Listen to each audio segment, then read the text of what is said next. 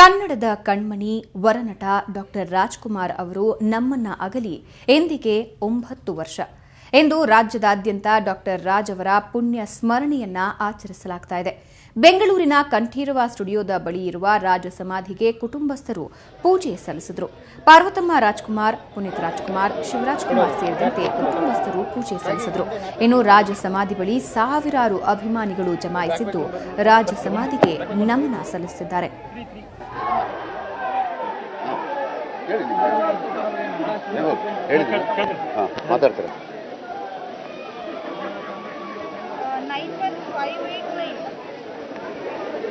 Hello?